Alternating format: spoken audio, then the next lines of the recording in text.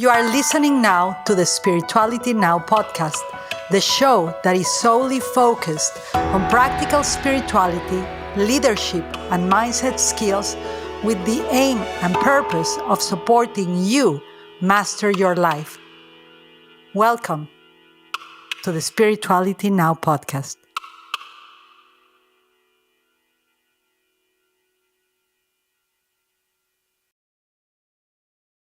Welcome to the Spirituality Now podcast, a place where we are focusing more and more on non-duality, all what is termed as the divine, and inclusion, unity and diversity, because that seems to be a topic in the world that requires to be more inclusive, right? The unity and diversity, celebrating diversity while in unity and unity while in diversity, which is pretty much the gig that we sign up for in this humanity while still experiencing non-duality. It sounded really fancy, my introduction today, but we're excited. We're excited today. We have a guest that this is my first time meeting him, and I hope you follow us on YouTube. You click the bell, you subscribe. You know, I have not been really good at promoting YouTube. I'm not really good at promoting nothing except, what is real, what feels right. And we do not subscribe to a lot of the marketing hacks out there, even though we keep being approached by incredible people that promise to us, we can put you here and there, but our core values don't allow it. And so we ask for your support. We're a philanthropic-based podcast, meaning we are self-produced, a company that, I'm the founder of it, De La Flor Teachings, a production company that we founded, Two Brilliant Futures Productions. It is the sponsor of this, alongside with the Network for Human Empowerment, which is a network television in Latin America that is philanthropic too. So any subscribing, any follow, any sharing, any comment, it's always welcome for those of us all who still believe in the power of contribution to humanity. Anyway, so I have a great guest. We were having a little fun before we started. Click the recording button and the team behind with the countdown to begin this podcast. And his name is Aaron. And in Mexico, we will say Aaron. But Aaron is Aaron. And your last name is Fried. How do you pronounce it? Freed, like liberated. In Sanskrit, there's a word that is called moksha that I love. Moksha means ultimate liberation. So Aaron Moksha. And he is an integral soul guide and grounded transformational mentor. And through spirit-attuned guidance, he empowers conscious change makers and soulful seekers to transform their existential suffering. I love this. We have a lot to talk about. When I read about this, when you said the word suffering, I'm like, we're in the path of Siddhartha. We're in the path of the bodhisattvas. We're in the path of just realizing, and that in this world of suffering, there may be not an escape from it, but a way through it, right? He transforms their existential suffering into a spiritual calling that is genuinely worth living for, and a sacred union relationship that I love that he used these terms, worth living, and that is a worth dying for relationship. And, we're recording this podcast. You're going to see the podcast in a couple of weeks published. But I recently just shared a quote that, you gotta live a life that is worth dying for too. So I match with this. So he specializes in soul purpose discovery. We're going to talk about this, sacred union relationships, some shamanic astrology readings, and so much more. And he's really attuned into what feels right, because that's how we connected. That's how we connected. And I'm so happy to have you here, Aaron. Welcome to the show. Absolutely. Thank you so much. It is such a delight to be here with you. Truly heartwarming to be connected. And we do have a lot to talk about, because if there's anything that the path of consciousness is about, it's about how to free ourselves from that which binds our heart, that which holds us back. So yeah, I'm stoked to be here, and hopefully we can come to some inspired insights together. Yeah, well, yes, that's the goal, that's the purpose. And we're going to start a little bit. Why don't you tell our audience a little bit about you, a little bit about your history, your story, who Aaron is in this world? For sure. So, well, I'm going to preface by saying that my own path has brought me to have a certain revelation that within every human heart, there's a miracle to behold, a power which gives our lives significance, wholeness, and it's written into the story of our souls, and it's always guiding our lives. And I saw this when I was 13 years old upon witnessing a near-death experience, actually, of my brother, where I actually saw I didn't know it at the time. I was just a young boy. I wasn't spiritual, but I actually saw my brother kind of disappear. His body was there, but it's like he just wasn't there anymore. And we almost lost him. But when he finally came back and so he has type 1 diabetes. And when we got his blood sugar back to normal, there's a moment where I saw my brother's spirit phase back in. It's like he wasn't there, but then there he was. And the reason that I share this is because this awakened in me from an early age. I was just 13 years old, that there's something deeper, something unseen that is always moving us. And we could call it the force of our spirit, this power that gives our lives significance and wholeness. So the work that I do is I'm an integrative mentor. I guide people on their journey to realizing this power from within by helping them attune to their heart's inner compass, align into their soul's agreement, which I believe we all come here with a unique agreement, and aspire to support people who themselves are aspiring towards their legacy. So to do this, I have created an illuminating self-discovery system that weaves together depth transpersonal astrology through a shamanic lens, and also subtle energetic attunement combined with conscious and empathic relating. So the result is we're able to unlock inspired insights with less confusion and more certainty about one's real identity, their sacred purpose, and the divine order that's always at play in one's life. But, Yvonne, I really love that you resonated with the piece about existential suffering, because that's one of the issues that I see most prevalent in the world at this time. I would call it a kind of existential angst or despair, which really usually reflects in a sense of like where you could tune to a person feels dispirited or disheartened or disempowered. But all of these, to me, are really symptoms of a deeper dilemma, which I support people in unraveling from, which is a loss of inner inspiration. So that's what's behind me and everything that I do.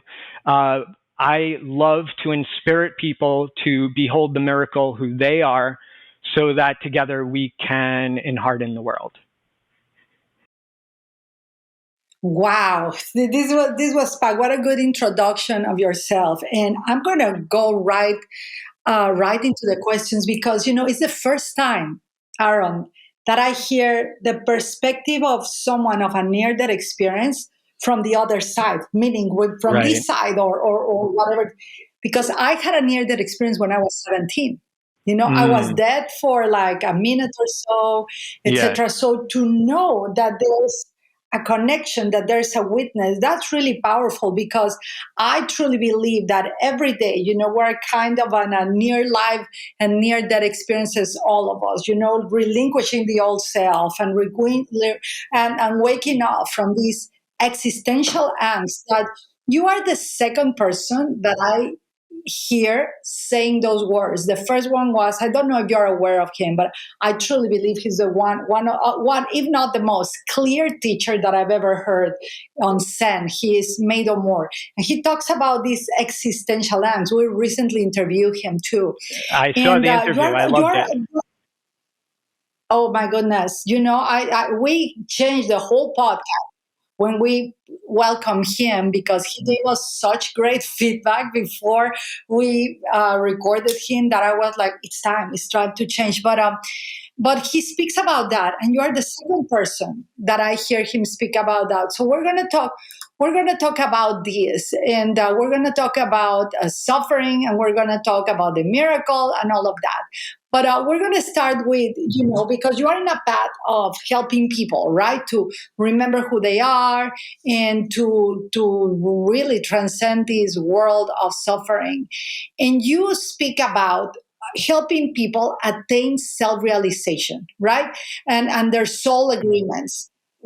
So what does a soul agreement looks like, and how do you help people attain, or for them to do the work to attain their self-realization? I don't think anybody can do that for us, right? But what's in play of this? What is the original soul agreement, number one? And how do you use that agreement to attain self-realization? Those are great questions, Yvonne. So let's start with the original soul agreement. So first of all, the components of a soul agreement is that we come here with a sacred purpose. We're all on a divine assignment in our journey towards knowing God, God within us and God all around us. But the thing about the soul agreement that is less accepted is that we've come with a certain, let's say, lesson plan of experiences in our life that we're going to go through in order to vindicate our spirit from what has come before. So before going further, I just want to start with some basic principles to ground our discussion, if I may. So I'm going to begin with, so those of us who are aspiring toward enlightenment, the first basic principle is that what we might call, for lack of a better word, the unenlightened individual spirit cannot be separated from the ecosystem in which it's a part of. And that ecosystem includes the collective consciousness and also Great Spirit, spirit of nature. And in order to understand what self-realization is, what consciousness is, we need to understand what actually gets in the way of consciousness, what blocks us from realizing that goal. So some would liken the issue to the mind, but in my view, the nature of the spirit is no mind. So then the question becomes, what is it that really is occupying our thoughts? And I would argue that a lot of what occupies our thoughts, what preoccupies us, stems from our soul's predisposition. And so a fundamental precept in what I'm bringing here is that the embodied soul has reincarnated with what I'm calling this unique agreement. Every agreement is different. The set of circumstances that we're each going to encounter in this life is different, is unique. But we all come with this unique agreement, and the ultimate purpose is to vindicate or redeem for what our spirit has been a part of before that, let's say, has been detrimental, either to ourselves or to the collective. So we could call it karmic residue, but it's something that we need to be responsible for. And when we're not responsible for this, that's laid out in our agreement, which is not something that is imposed to us. The agreement is something that I believe our spirit has chosen prior to birth. So the free will of each individual spirit has come to an agreement with God that says, yes, I'm going to balance XYZ karma, all these issues in which, say, I'm making up a scenario. In a past life, I was an entertainer, and my entertainment, and I'm making this up, this doesn't apply to me, but, say like an entertainer who life after life has been a part of certain plays or shows that led people to, get a bad example from what was, being modeled, and then something negative happened out of that. Well, maybe that soul has come into this life in order to vindicate or redeem for those times and to correct that. So anyway, to get right to the point, Ivonne, this karmic residue that we all come with, we're here to be responsible for it. And when we're not, that's when we struggle. But deep down, this Buddhist precept that, underneath everything, there is suffering, the first noble truth of the Buddha. I really believe that. And I believe more than that, what we suffer in the modern age is so much more complex than anything we have ever suffered before, in ancient times in the East. So now the path of self-realization has to be more nuanced. And last but not least, for now, I'll say that to me, not all beings are actually going to be enlightened in this lifetime. It's just realistic. We're all destined for that, right? So what it means is, in the meantime, the best that we can aspire for is to realize our own soul's unique agreement, which, by the way, is the path of renunciation. That is the path of renouncing to restrict ourselves to what this agreement is. But then the question is, how do we actually know what this agreement is, right? Right. So let me ask you a couple of questions, because if you see me, I'm writing notes, just fascinating how you are able to see these. So one question that I have before we go deep into what you just shared, did you studied Buddhism? When did you encounter Buddhism in your life, or the teachings of Siddhartha and all of that, which I find it fascinated. I love Jesus, and I am a student of Buddhism. Like, I have not found anything more appropriate or accurate or clear. It resonates with me. It feels right with me. That is actually a map, like a map of consciousness that guides me into betterment of the self, at the service of the higher self, of others, in the renunciation of the little self, right? Yes, In the renunciation of like, who I'm not. Crucifixion, renunciation, do the work, and go fully in. So, but when did you encounter these teachings?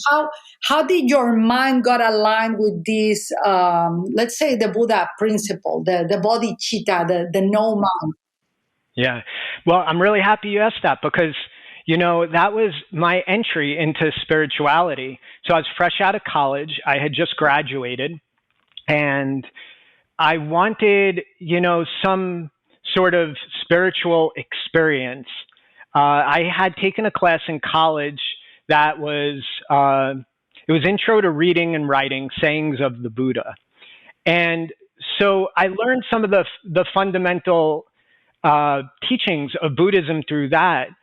But what that did was it lit a spark in me to go deeper on that path. And then when I graduated college, I knew I wanted to travel. I also wanted to go on some sort of spiritual pilgrimage, for lack of a better word. I was just 21 years old. And so I did a Google search, and just a few weeks later, I ended up at the premier Buddhist center in the Western world, at least at that time. I don't know if it still is, called Lama Tsongkhapa. And I spent a summer there, just steeped in, the entire way of life.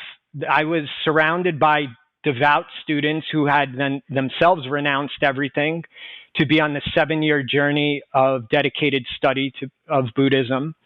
But, real quick, one of the most miraculous things I saw there was, during my time, there was a cat that had a tumor, a certain growth hanging from its lip that, to be honest, every time I looked at this cat, it broke my heart, because it was just the sweetest cat, and it was like it was holding this burden right here.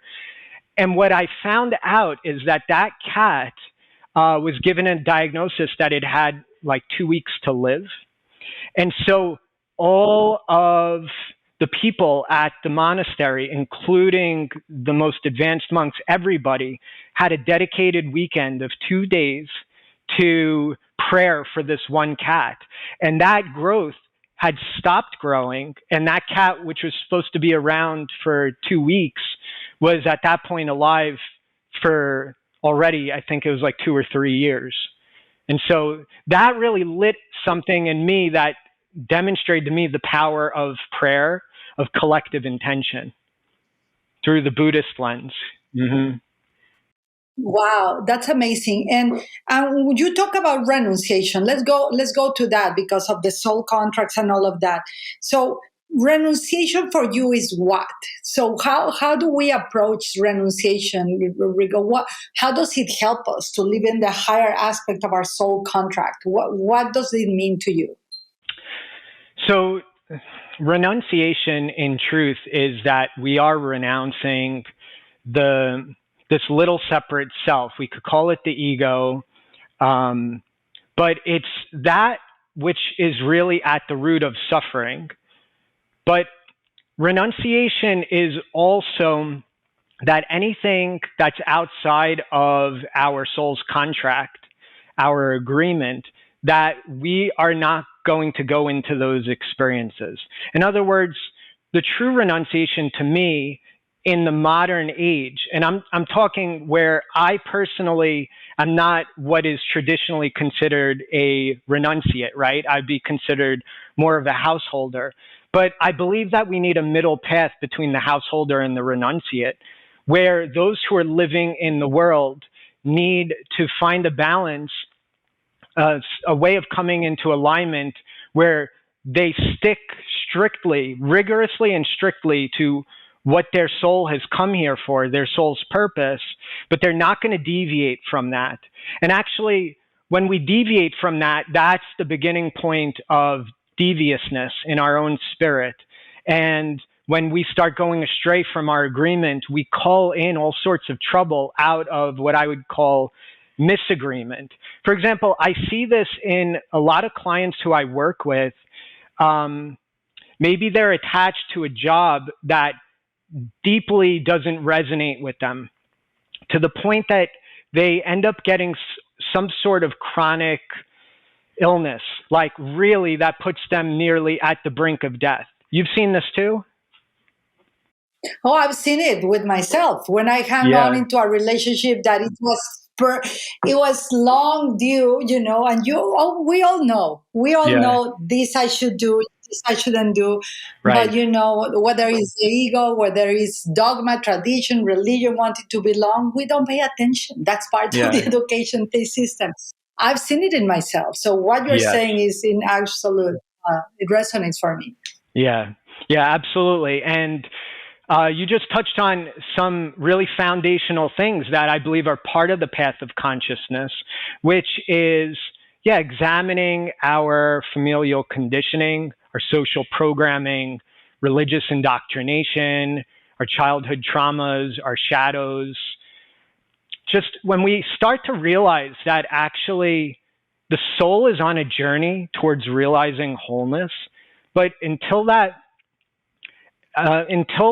actually takes root, and it's in process for all of us. Like, I'm not here speaking as some realized individual that, I have, achieved the summit of consciousness. I haven't. That's ridiculous.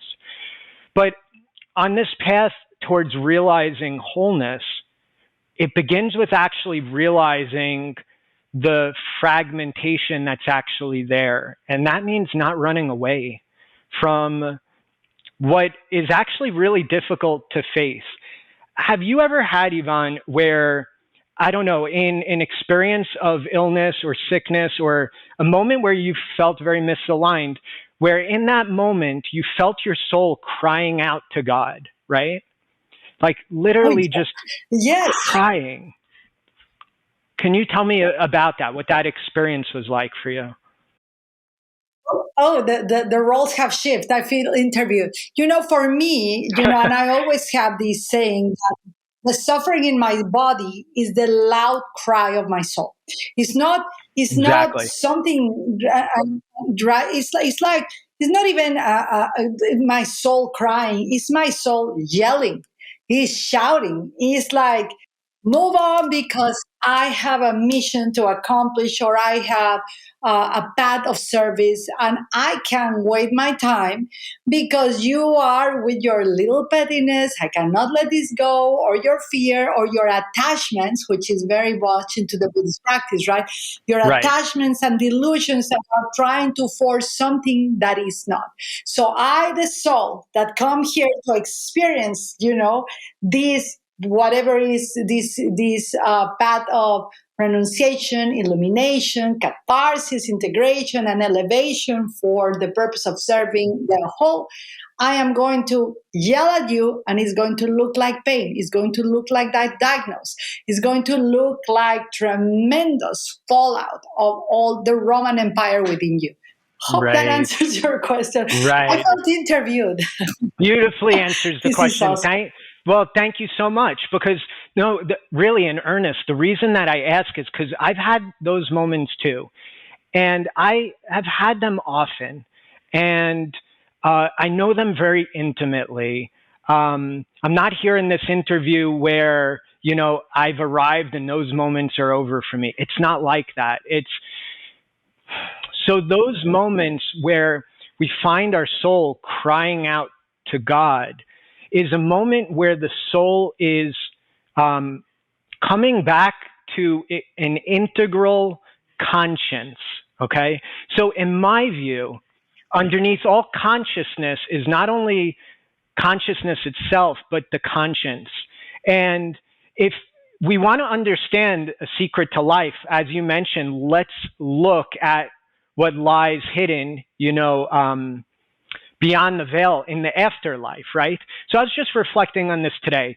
I have a family member, really beloved to me, that when she was on her deathbed, me and my brother, we could feel the profound catharsis that she was undergoing in that moment where she was ready to leave her body. I was already a few years into my spiritual path, maybe probably like 6 years in or so. So anyway, there me and my brother were. We were right by her bed in the hospital, each on one side of her. And suddenly, just out of nowhere, we didn't plan it, but our gaze met.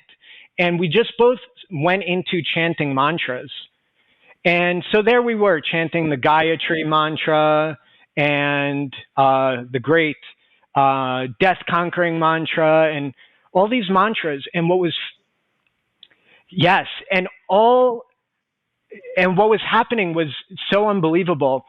I witnessed this family member.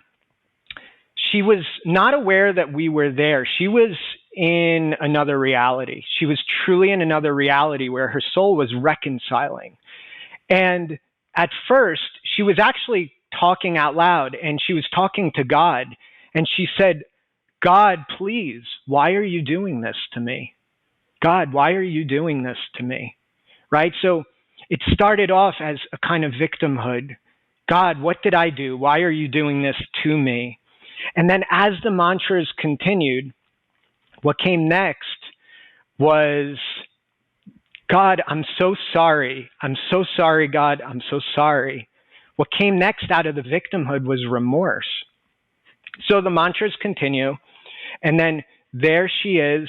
And then the next thing she says to God, and this was truly one of the most divine moments of my life in this very difficult experience. There she was. And this was my grandma, by the way.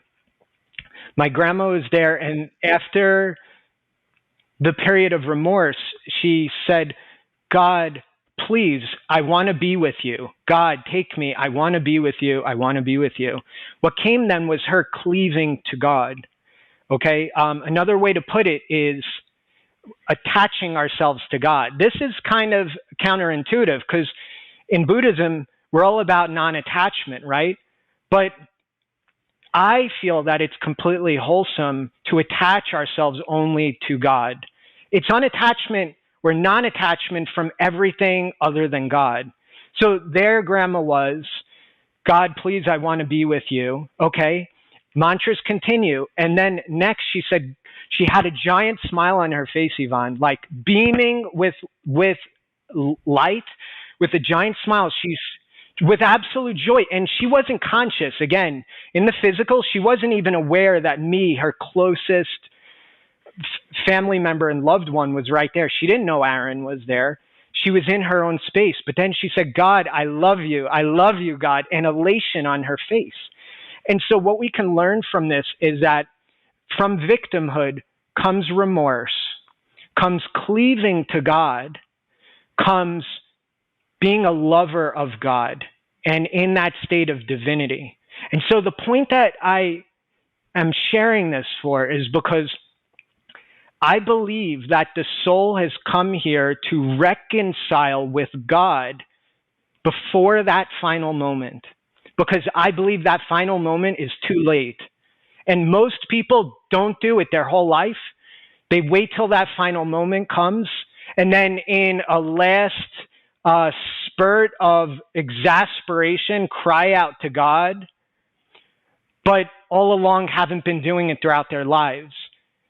So integral to the agreement is that we've come here to reconcile with God, with our Creator, with ourselves, with all the shit that we've been a part of that was misaligned or that was devious or that was hurtful, all the betrayals, all the vanity, all the fucked up shit that we were a part of.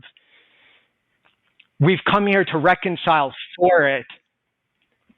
And that's, to me, what realization is. It's the realization of agreement to reconcile, to correct in this lifetime, which is not pretty, it's not likable, it's not comfortable. Not always, at least. Well, and we didn't sign up. I don't think we signed up for Earth to be comfortable. I think we really signed here up for practice, for development, for polishing ourselves as the soul. And I love what you said, about the Buddhist concept of attachment. And I think this is highly misunderstood, because the connection with God that you're explaining to me from your grandma, I see it more than attachment was like the reunification, right? Which bodhicitta, that's what it means. The realization of your Buddha nature or your Christ within, like the kingdom of heaven is within. So how do you reconcile that, right? How do you bridge, the polarities, the illusions of duality, of this and that, and bring it into communion? It's a holy communion moment that you're speaking of. And just for your point of like the last time you were chanting and she was attaching to God, the Bhagavad Gita, which was such a pivotal book for my spiritual practice that I read since I was really young. Yeah. It has a part that Krishna says, the last words, like, well, I'm paraphrasing Krishna. I don't think they're going to get offended if I'm just paraphrasing and editing. It's okay. When someone is dying, and I have always had it in my awareness, when someone is dying or you are going to cross the threshold of what we call death, right? That I think we need a lot of education, because that's the most of what we're going to do. We live such a short period to prepare for dying, right? But if you chant Om, when you are transcending and you're just focusing on God or focusing on Krishna or the Buddha or Sakyamuni, or if you are just having the highest thought possible and chanting Om, you did it great. Mado Moore he has an incredible education system about mantras, the great Dharani, and processes to help people in transitions like you did. But when you chant Om, you are going to leave this identification of the body and enter into this threshold that death is into divine union, divine communion, which, wow. Anyways, I got excited. So she entered into ecstasy, right? She entered into that ecstatic joy of God. And I was reading your notes that you sent us. Let's talk about joy. I think that was a moment of intimacy with joy, right? And through the sorrows, through all of that. So talk to me about this, because I think with your grandma, we can talk about what you sent us about her spirit ascending, right? An ascent to God, and then the descent into the soul. Let's talk about that for a moment. What is it to get truly intimate with joy and sorrow alike and navigate that spiritual ascent to God and the descent into the soul in that divine communion? Yeah. So a lot of the approach in mainstream spirituality is very much about the ascent, right? We're on this path ascending toward enlightenment. And then there's contrasting spiritual views, that come up. Like, I'm a big fan of the grounded spirituality teacher, Jeff Brown, and he teaches about this path of enrealment, which is a kind of anchoring down into our earthly experience. To me, the path that leads to soul alegria, and when I say soul alegria, it's a play on something that I picked up while I was spending a month on a spiritual healing retreat with an indigenous tribe called the Hunikun. They say so alegria, which means only joy. And that means that amidst all the sorrow that we experience, there is this all-pervading joy that is always ceaseless. And that joy is actually found in the heart. And I believe that beyond enlightenment, which, by the way, my whole life has been me devoting myself to that path of enlightenment. But at the same time, beyond enlightenment, beyond enrealment, I feel is the way of the heart, is enheartenment. I feel that that's the balance between the higher chakras and the lower chakras that makes us an integral human being in this world. So this sense of intimacy with life, it comes only by grace. It comes in moments of deep attunement and clear witnessing. I really love that in what I shared about my 13-year-old experience, Ivonne, with my brother, his near-death experience. You noticed the piece about this divine witness consciousness, because that's exactly what happened. It's as though all of time stopped and I was purely witnessing my brother as him. I wasn't separate from him. His unconsciousness was my unconsciousness. He was eating an apple at that time to bring his blood sugar back.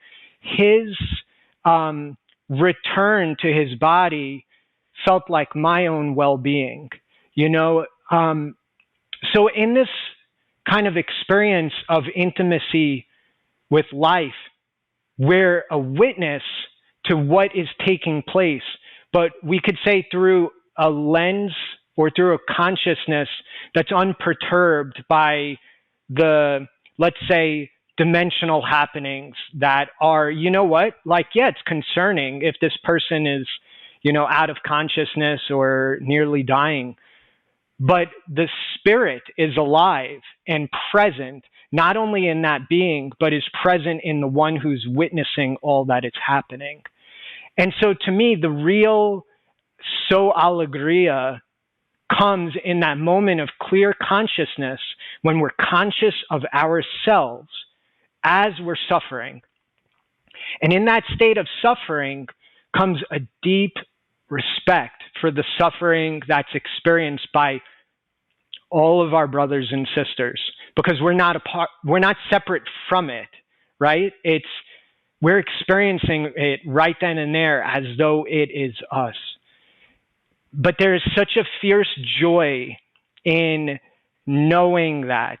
And that brings its own form of, I love that you said earlier, divine union, because to me, divine union and self-realization are the same thing. So there's many different approaches to the divine union. For some, it's through relationship. For some, it's through meditating in a cave. But divine union is also possible as we awaken witness consciousness to, I would say, behold the miracle within everything and everyone that we're interacting with. Like, I'm aware in this moment that there is a miracle. Ivonne, the spirit of Ivonne, is this unique, exquisite being of light that is here present with me in this moment.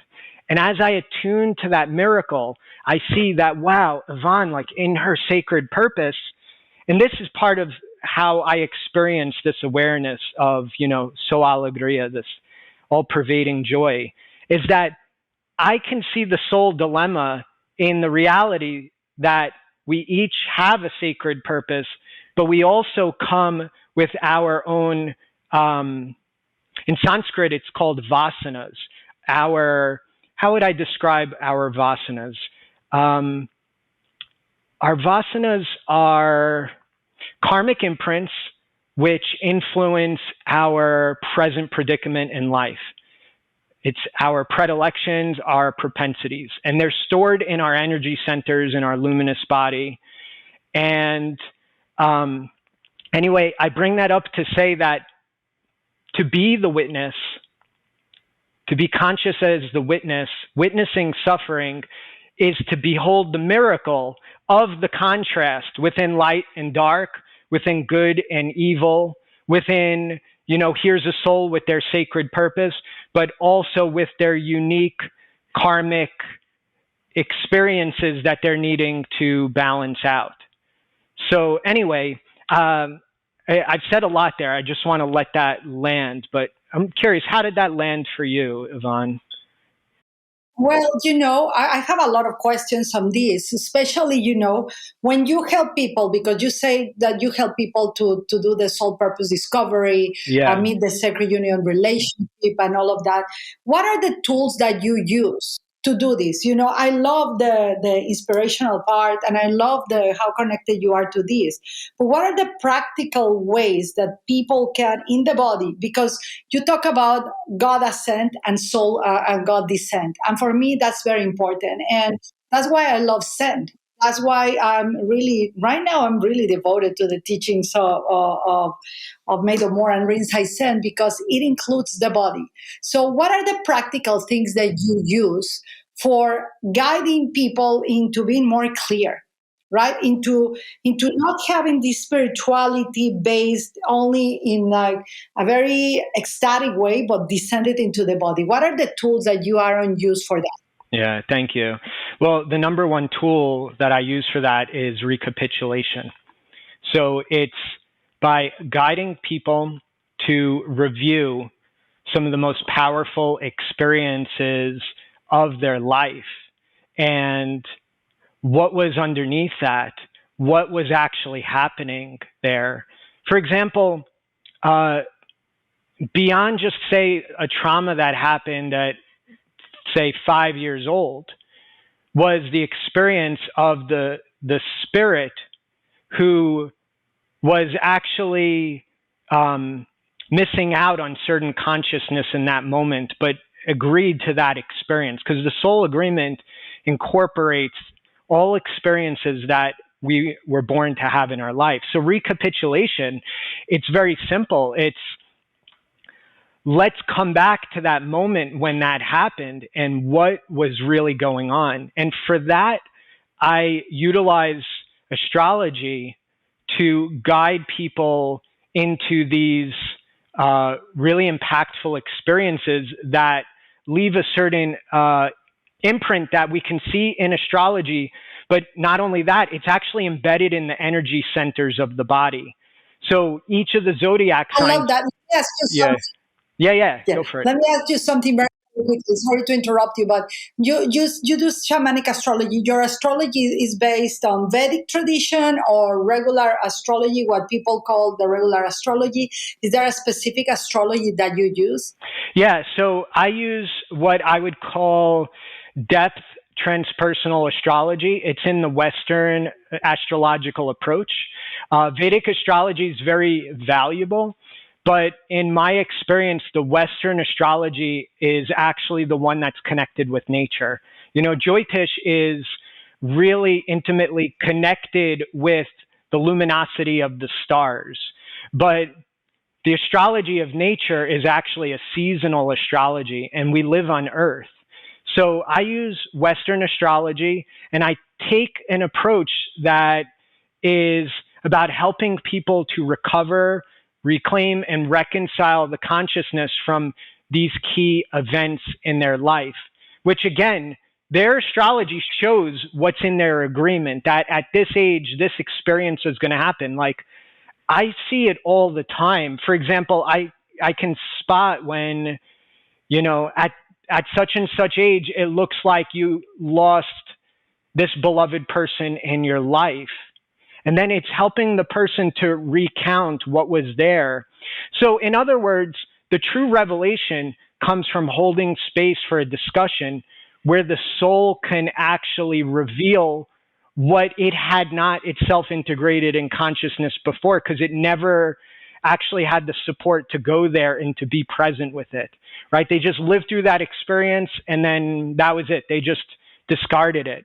But on this path of shamanic astrology, it's that every single moment has, let's say, framed us to be exactly who we are as the embodiment that we are. And we want to unravel what that is. Wow. That's really cool. And you do the astrology sessions. Do you do retreats? Do you do meditation sessions? What is the scope? Walk me through a day of work with you. Yeah, so I do one-on-one mentorship, and the work is typically, I work with people on a weekly basis, and what I'm guiding them into is ultimately all dedicated to helping them to realize their legacy. So first of all, it's, in connecting with why they're here, with what they want to create in this life. But it's through that lens that we examine their life. So everything is consecrated to what their soul's purpose is.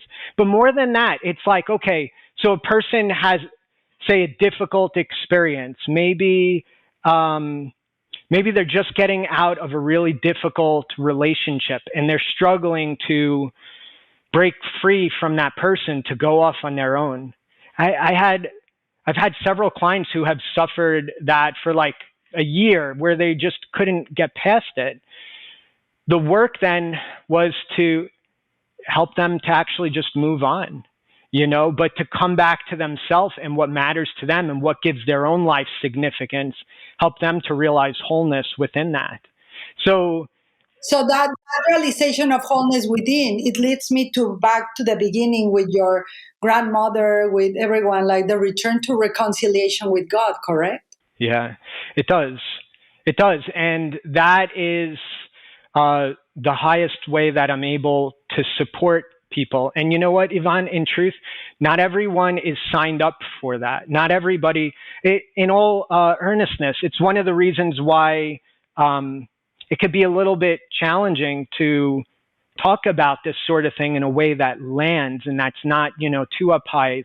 And the reason is because not everybody actually wants to reconcile. A lot of people just, and I'm not judging, but a lot of people want the Disneyland experience of spirituality, going to the festivals, whether it's Burning Man or ayahuasca and all these things. Oh, I hear you. I hear you. I totally resonate with that. Yeah. And so the real thing that we've come here for is to reconcile. So the work that I do is I create that space for the individual to reconcile with the most foundational components of their life so that they can turn on, once again, their own inner inspiration, not inspiration, but their own inner inspiration, which means that they come back to a sense of spiritedness, of enheartenment, of empowerment. And that's the real, to me, that's the real antidote to the existential angst and despair that seems to me to be an epidemic in modern day spirituality. If we get freaking real, most of us have deeply embedded in our soul this existential angst and despair, which is the soul crying out for, for not only forgiveness, but redemption from our divine Father, from our divine Mother. So in helping people to enliven their own inner inspiration, they get back that sense that their life has significance and that they're already whole. From that place, they create, they move toward their legacy, they attract in their divine union counterpart. But all of that comes from rekindling the fire of their own wholeness and actually dealing with what they're carrying instead of ignoring it or denying it. And I'll tell you, I know we're nearly out of time, but I spent the first part of my spiritual journey denying those deeper aspects of myself that it was just too painful or I was too afraid to deal with. I'm not going to say the path of reconciliation is one that is always joyful, nor is it always suffering, not at all, but it's real. And it frees us from that sense that something is wrong that I see is looming for a lot of people. You see it on social media. A lot of people have that sense like just something's not right with life. Well, because our life has lost significance and we're actually disjoint from the spirit of who we are. So I help people to actually make contact with that spirit, who they are, and to understand the miracle that that is, to appreciate it. And in that state, this is who they really are. This is the being that is worthy of the highest praise and celebration. The true self. I think the true self, it's yeah, it's a deep conversation. I mean, we could go on and on and on and on, because I get it, and I am really inspired by the fact that you could witness that you could witness suffering, that you can witness and stay with it, right? That you can witness the necessity that we have to listen to our own soul, to create what we're here to create on earth, but really to transcend and really ascend and descend in the body, right? To have the experience in the body of what it is going to be eventually. Everybody is going to have that experience. They are going to awaken whether we want it or not. That's the nature of the soul, right? Like whether it's this lifetime, 10,000 lifetimes, but I love that you have this illuminated self-discovery system that you can walk people through a release or an option for them to choose to release the existential angst. And Thank you so much. I really am meeting with, and the meeting with suffering. So just to end, because you said, I love how you are shifting like the noble truths of the Buddha, right? You're giving it a new perspective, Reframing and it, just for right. reframing it, just for the people to know that are listening to this, the Four Noble Truths are the truth of suffering, there's suffering, the truth of the cause of suffering, the truth of the end of suffering, and the truth of the path that leads to the end of suffering. So, and in these Four Noble Truths, just for people to be aware what we're talking about, right? What is your spin on the second noble truth, and what will be about suffering and the call of the soul and the miracle in the heart, this enheartenment process? I want you to wrap it up, to send this last message, this call to action for enheartenment, for facing suffering face on, right? And learning something about it. So what is your take on this?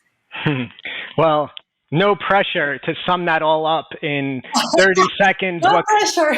What could easily be, 30 hours of discussion. But go. Okay, so that spin on the causes of suffering is that, so I've compiled a list of 22 reasons. It's a practical guide, nuts and bolts guide, why we suffer. Everything from artificial living, disconnected from nature, and elemental imbalances, to celestial misalignments. We suffer because we're conscious and we feel the mother, our divine mother who's created our souls. We suffer because we're entangled with the suffering of others in the collective. There's so many reasons, but the spin on the second noble truth is that it's more than just attachment at this point. We live embedded in a society that is founded on, I would call it an inversion of the second chakra, which is inverted consumption, that basically is stealing from the earth. And because we are intimately interwoven with the earth, what happens to the earth impacts us. So I guess if I were to sum it all up, Yvonne, and it's hard for me to do because that list is actually longer, but I would say that we suffer because we're interwoven with Mother Earth. And a lot of, at this point, like, look, even if you zoom back 100 years ago, the Earth was not suffering all that we are making her to suffer today. And so deep down at this point, it's more than attachment that we suffer. We suffer our own wrongdoings to the earth and upon the earth. And so, I just want to conclude with what is the path of release from that suffering. I know I'm leaving the second noble truth, but the path of release begins with correction, with taking responsibility for what we've been a part of. It follows with, this is where non-attachment comes in, detaching ourselves from all that was not wholesome, that we were negatively affiliated with. And we were affiliated with things that, I'm a part of a community where we're all doing this work to actually go into these, let's say, negative affiliations or negative records, that we hold things that we were part of. And a lot of it arises from before this lifetime. The path of release then starts with correction, taking responsibility, followed by detaching ourselves from that, from being a part of it, leaving it completely. And I would say finally, it's just letting that go. It's surrender. It's surrender that follows. But surrender doesn't happen until after we have actually vindicated. And that means we've gone deep within to consciously embrace what we've been a part of, and to actually hold it in our heart in a spirit of like, I really want to make this better. And actually doing the work. Yeah, of course. I think that was the perfect, the perfect closure for this. It went so fast, This is like, this podcast was so fast. Usually, I feel, but it was like so fast. But I thank you so much for being here, for bringing this, kind of touch point and an introduction of this. And talking about suffering, I think it's important to talk about it. I think it's important to face it. I think it's important to do atonement, to do I love a deep dive word. within. And Mm-hmm. yeah, me too. I Because love that you say atonement is at-one-ment. Yes, please. Atonement is at-one-ment. Exactly. And atonement leads to that state of unification, but it's actually in atoning for what we were a part of, and doing it now while we're still alive in the earth school, instead of waiting until the final moments. Because you know what? It's not enough time. We need to be doing this constantly in our life, and not from a self-blaming place, but from a relaxed, joyful place of owning what we have been a part of. I love that. Like your grandma. I'm always going to think of your grandma, that you help. And not everybody's going to have the fortune to have you at their bedside chanting and helping them cross over, right? From the bardo to illumination of God. So there's a sense of urgency to do it now, not to wait for our last moments, because our last moments could be any moment. So to do the work right now, I love that you call the School of Earth, do the atonement, at-one-ment. And I love that the word atonement has the word me. So I got to do the work. I got to take responsibility. No more victim, just responsibility to do the work, because, self-realization and God realization is meant to be for all human beings. Whether So sooner or beautifully later, said. that's where we're all. So beautifully said. So May thank you. I say Thank you, Lord. one more thing, super quick. Just give me Be 10 more your seconds. So 100%. I would say that deep down, we're actually here not only to have the experience that takes us beyond suffering, but to be conscious of it. And so my call to action for any of the viewers and listeners is, if there's something that you're really struggling with in your life, do it consciously and don't make yourself wrong for struggling that.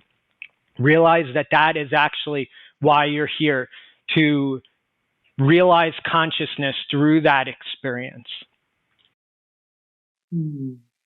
Wow. Well, there you have it. Thank That's you. beautiful. Thank you, Aaron. Thank you so much. And I love this. And we're going to make sure to put all of your, social media links, website, anything you have for all of you that are listening and following.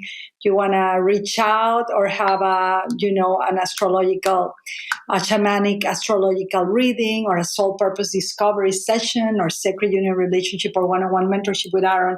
We're going to make sure to put all of your contacts, and we thank you so much from our heart to yours for coming and bring us enheartment.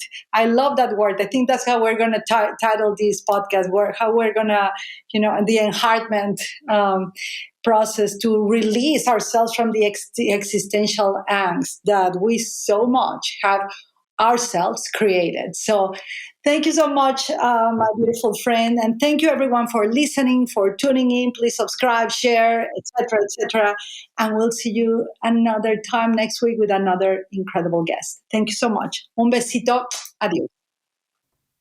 We hope you enjoyed this new episode. And if you did, please leave us a review on Apple Podcasts, Spotify, or anywhere where you prefer to listen to your podcast. Make sure to check the links to everything we mentioned in this episode. For more news, future or past episodes, or for any other inquiry, please visit our website at delaflorteachings.com. Once again, thank you for listening to the Spirituality Now podcast.